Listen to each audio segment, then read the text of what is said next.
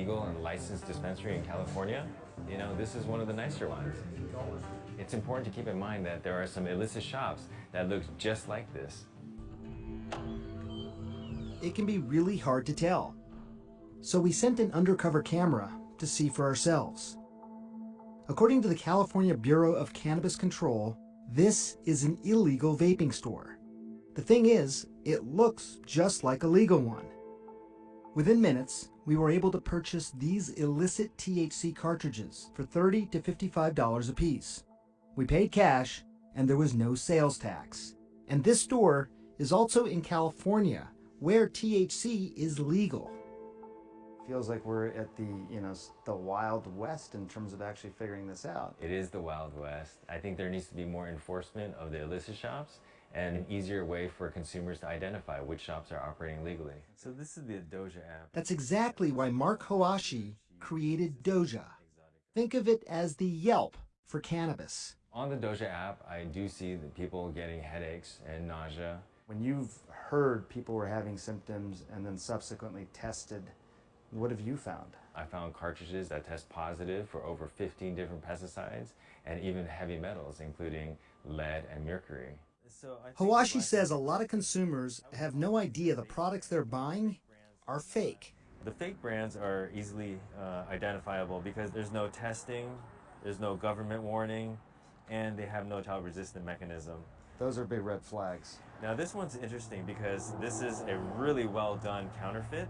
It has this information on the testing data here. It does have the government warning, and it does have a manufacturer date and a batch number. This would be really confusing to the end user. But that's what's happening. When people say black market, they think they're buying a legitimate product. And that has started to affect the legal companies, which abide by the regulations, like Pure Vape. We found that it is possible to purchase our cartridges and our packaging from a number of internet websites. This is the California. Take a look. These are the authentic Pure Vape products that Art Kushkian sells. And now, look at what Art says is counterfeit packaging being sold online. They look exactly the same. The problem is, anyone can buy these and fill them with whatever they want. Personally, I mean, it makes me feel very, very angry. But most importantly, it creates a possible danger to public of consuming products that are untested. When you concentrate the THC, you concentrate everything along with it. So every pesticide that could have been in that plant material, if it went from, let's just say 20% THC, and now you've concentrated it to 80% THC, you've also concentrated the pesticides that same amount. So they're trying to get off of tobacco. Myron Roney runs Bell Costa Labs, one of California's state-certified labs that approves products for consumer use. This year alone, Roney says they've tested more than 10,000 different products. Vaping's been around this country for some time, more than a decade. What we're seeing is relatively new. When you add that into the equation, on top of all the testing you've done here, does it start to lead you to some sort of conclusion? Yes, I think it leads us to really that there's something going on either in the illicit market that's causing this. You also have a challenge of average consumer not wanting to pay more. So they look at, well, I could buy this for $40, or I go to a legal store and buy it for $60. One way the illicit market keeps the price down? By cutting the product. Let me show you what that means.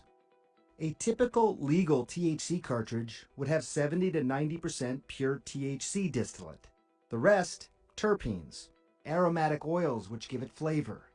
In illegally cut cartridges, you might have only 40 to 50% THC distillate. The rest, terpenes and a cutting agent like vitamin E acetate, which is a near perfect cutting agent because it looks very much like the actual product, the same color and the same thickness. It would also pass something known on the street as the bubble test. Basically, if the bubble moves slowly, that should mean that it's viscous enough to be mostly pure THC oil. When you look at any of these things, propylene glycol, vitamin E acetate, you superheat it, you breathe it into the lungs. Do we know what those molecules then do to the body? So vitamin E acetate can convert into acetic acid, which is essentially vinegar. And when it heats up, I mean, you're then inhaling an acid. It's why the CDC has identified vitamin E acetate as a chemical of concern. But here's the challenge. The illicit market is a moving target, and if it's not vitamin E acetate as a cutting agent today, before long, it'll be something new. Dr. Sanjay Gupta, CNN, Long Beach, California.